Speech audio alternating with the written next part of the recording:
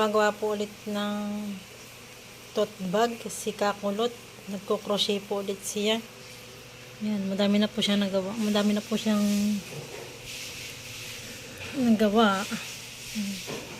Malapit na pong matapos yung kanyang ginagawang tote bag. Tote bag crochet.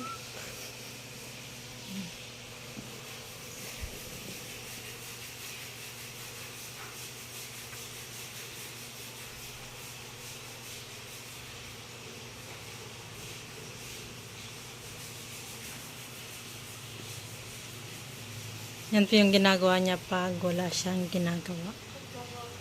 Halimbawa, nagre-review siya. Katapos niya mag-review, nagko-crochet. Minsan, pinagsasabay niya. Habang nagre-review, nagko-crochet. Kaya natatawa. Totoo naman.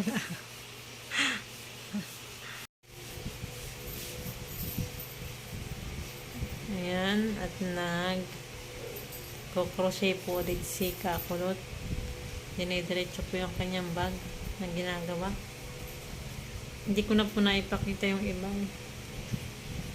Yung cellphone ko po ay napuno. Kaya hindi ko na na-vlog yung iba. Napuno yung cellphone ko. Kaya nang gumanay ng camera. Yung video. At puno na. Ano po yung nagawa niyan dahon. Tangkay. Yan naman pong kabilang tangkay. Magkaiba po ang kulay ng tangkay. Brown at saka coffee ba yan? Ano? Ito coffee. Yan, ito daw po ay coffee. Tapos yan ay ano? Kaki. Coffee at saka po kaki ang kulay niya.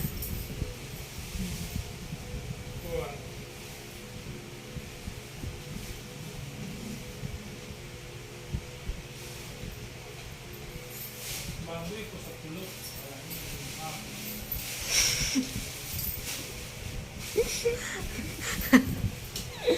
Nagbubugtong siya. Ganda ng bugtong eh. May kamasis yan. Tinatanggal po doon sa sa lamesa. Nakasinid sa plastic.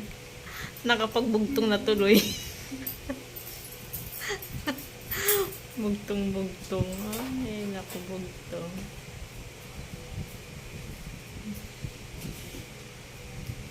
Adjust ng ano? Ng chinilas. Tapos. Ayun po, nagre-reklamo yung isa. Dapat ay malaki daw po yung chinilas. Baka ka makuha dito. Ang daming kalukuhan, daddy mo.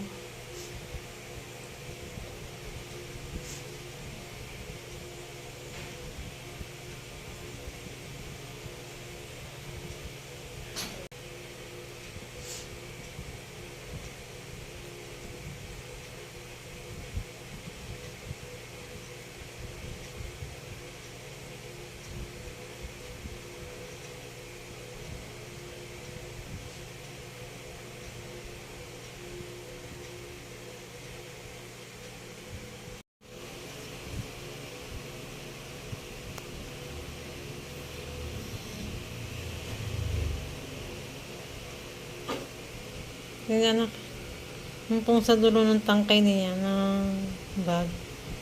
Dahon po ito. Sa dulo, pinakantangkay.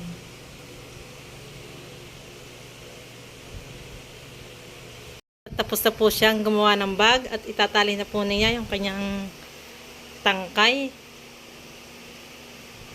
Yung tangkay po ng bag ay itatali na po niya.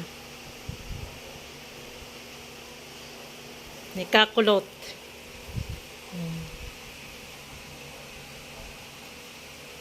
Sinali po niya yung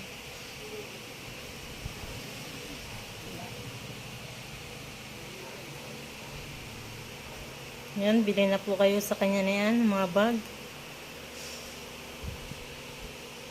Si Kakulot.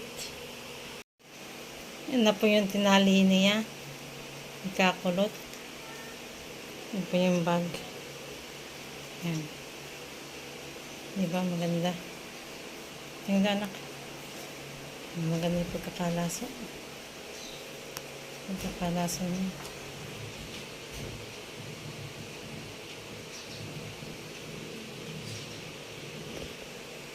Yan. Wow. Ang ganda ng kulay ng bag. Yan na po yung nagawa niya. Yung bag. Wow. Ito mga yun. Ito yung tali niya.